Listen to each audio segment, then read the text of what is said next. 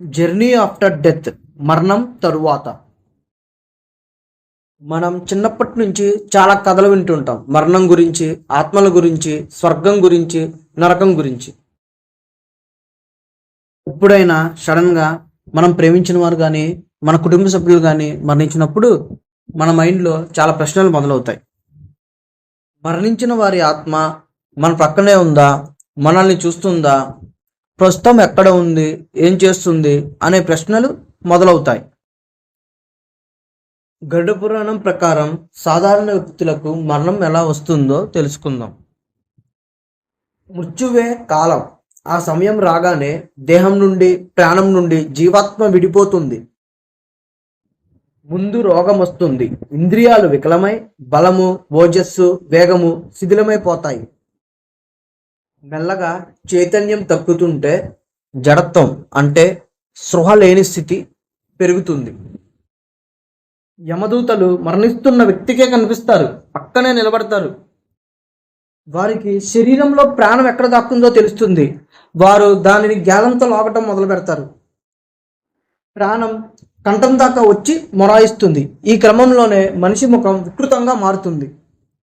యమదూతల బలానికి లొంగి ఆత్మ బయటికి వస్తుంది. అప్పుడు అతనికి దివ్య దృష్టి ప్రాప్తిస్తుంది. దాని ద్వారా అతను ప్రపంచాన్నంతా చూడగలుగుతాడు. మరణించిన 13 రోజుల తర్వాత ఆత్మ యమదూతలతో కలిసి నరకానికి బయలుదేరతాడు.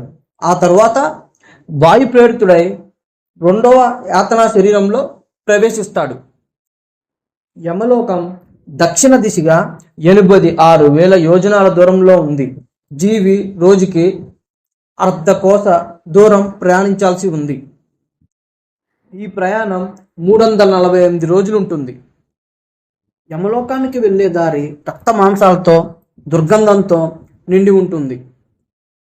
దారిలో పిచ్చి మొక్కలు, తీగలు, ముళ్ళు ఉంటాయి.